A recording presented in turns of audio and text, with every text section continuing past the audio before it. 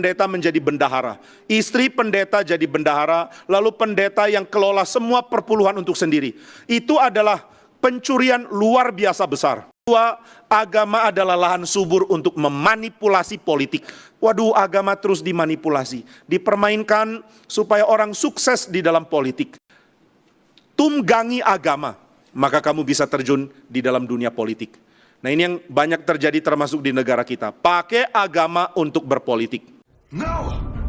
Through the laws of the Pope, the doctrines of men, the consciences of the faithful have been miserably vexed and flayed.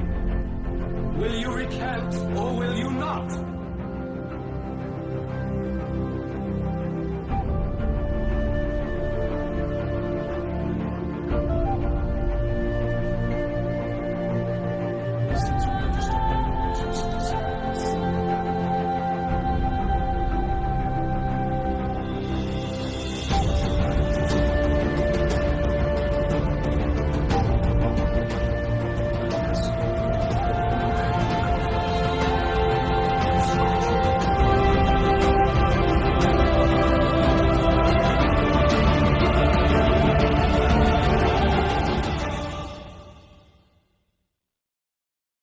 Sehingga keuangan yang sangat besar bisa dimanipulasi di dalam label agama, lalu dimanfaatkan untuk kekayaan beberapa pihak.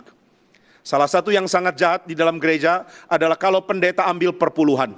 Istri pendeta menjadi bendahara, istri pendeta jadi bendahara, lalu pendeta yang kelola semua perpuluhan untuk sendiri. Itu adalah pencurian luar biasa besar. Gereja makin kaya, lalu perpuluhan tidak ada yang pertanggungjawabkan. Gereja itu sudah seharusnya diselidiki, dibongkar, dan kalau perlu diberlakukan sebagai orang atau kelompok yang memanipulasi keuangan tanpa tanggung jawab yang jelas. Di Amerika, juga di Singapura, beberapa kali orang-orang yang memanipulasi persembahan demi keuntungan pribadi diproses secara pengadilan. Ini hal pertama yang bisa dilakukan, memanipulasi demi uang.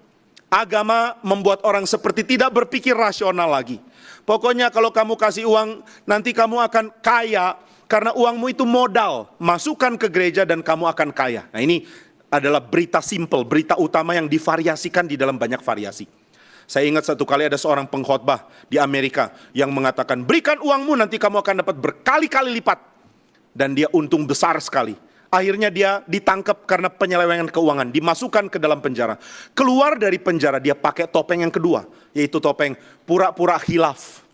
Wah, dulu saya bilang ke kamu ya, kasih persembahan nanti kamu akan untung. Waduh, maaf ya, saya salah ngerti. Aku ditipu oleh senior-seniorku yang gak ngerti teologi. Sekarang saya sudah ngerti teologi, maka saya tahu kalau kamu mau ikut Tuhan, kamu akan menderita, kamu akan sulit, kamu akan sengsara. Mirip saya pernah sengsara di penjara. Ini orang pernah dikunjungi oleh satu orang pendeta. Lalu ditanya, bagaimana keadaanmu di penjara? Apa yang bisa kami doakan? Lalu pendeta ini mengatakan, doakan saya ya. Saya merasa seperti Paulus, ditahan dan dipenjara. Wah, yang kunjungi muak mau muntah. Kamu kayak Paulus. Paulus tidak pernah tipu uang. Paulus tidak pernah ambil untuk mewah, hidup mewah. Ambil persembahan tanpa pertanggungan jawab. Kelola sendiri keuangan, tentukan sendiri bagianku berapa, bagian untuk yang lain berapa. Paulus tidak lakukan itu. Nah, orang ini tidak mengerti kesalahan yang dia lakukan. Lalu setelah dia keluar, dia pakai topeng yang kedua. Saya sudah pernah menderita bagi Tuhan, mari belajar menderita. Lalu bikin buku. Teologi sukses ternyata salah. Teologi salib itu yang benar. Dia jual kemana-mana, akhirnya populer lagi, dapat uang banyak lagi. Nah, maka saudara, kita lihat orang pakai agama untuk keuntungan. Ini kayaknya jalur paling mudah. Karena banyak orang cuma tahu fanatik agama, tanpa pernah mau kritis terhadap lembaga agamanya. Saudara, fanatik selalu bodoh. Fanatisme selalu buta. Kalau saudara bilang, saya fanatik yang gak buta. Ya berarti kamu bukan fanatik buta, itu bukan fanatik. Fanatisme yang salah, selalu akan memandang agamanya tanpa kritis ke dalam. Kritis keluar sangat. Saya kritik siapapun di luar, tapi agamaku, sistem yang sudah baku di agamaku, cara pengelolaan uang di dalam agama atau di dalam gerejaku, sudah tidak perlu dikritisi lagi. Itu salah. Tidak bisa seperti itu.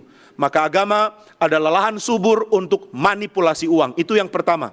Yang kedua, agama adalah lahan subur untuk memanipulasi politik.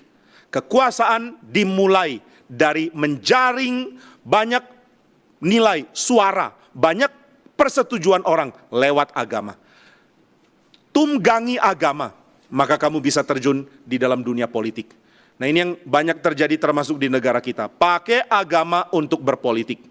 Oh, saya sudah mendengar nubuat dari Tuhan, saya akan jadi presiden. Atau kalau kamu setia sama agamamu, harusnya kamu pilih saya. Waduh, agama terus dimanipulasi, dipermainkan supaya orang sukses di dalam politik. Tunggangi agama demi politik. Nah, ini yang terjadi terus menerus di dalam sejarah. Maka siapa mau sukses, cara paling gampang adalah tipu banyak orang. Berikan karisma, berikan kata-kata yang orang mau dengar. Jadi populer dengan kemampuan dan bakat bicara. Tarik orang-orang untuk dengar. Setelah itu, manfaatkan mereka untuk jadi pendukungmu. Nah, saudara, waktu kita melihat agama dimanipulasi oleh politik, kita lihat kesulitan orang beriman kepada Tuhan makin jadi besar.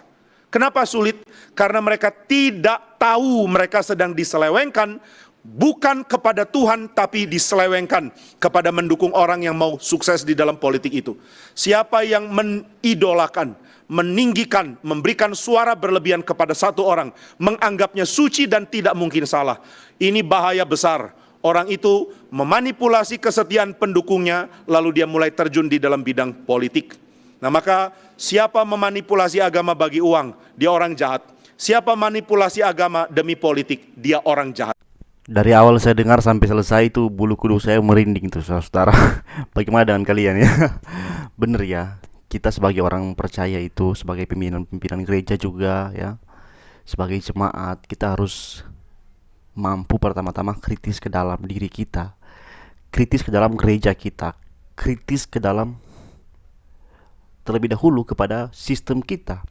Jangan langsung melihat keluar, tapi lupa untuk melihat ke dalam. Bagi saya, orang-orang yang melihat ke dalam adalah orang-orang bijak, ya.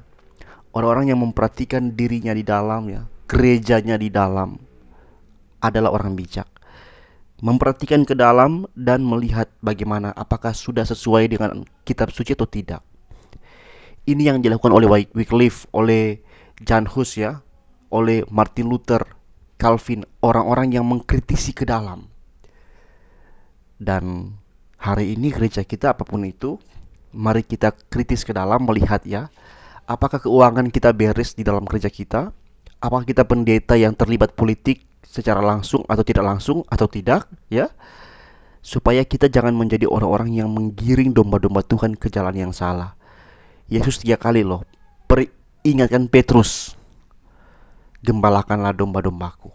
3 kali dia ulangi sampai Petrus bosan dengarnya. Apa artinya? Menggembalakan domba-domba Yesus merupakan hal yang paling Yesus inginkan dari murid-muridnya, dilakukan dengan baik dan benar. Kalau dilakukan dengan salah, akan bertanggung jawab kepada Yesus. Karena menggembalakan domba dengan sembarangan, ataupun menggembalakan domba dengan mencari keuntungan sendiri, ya, menjadi gembala, menjadi pimpinan, tapi hanya demi keuntungan sendiri. Ini jahat di mata Tuhan.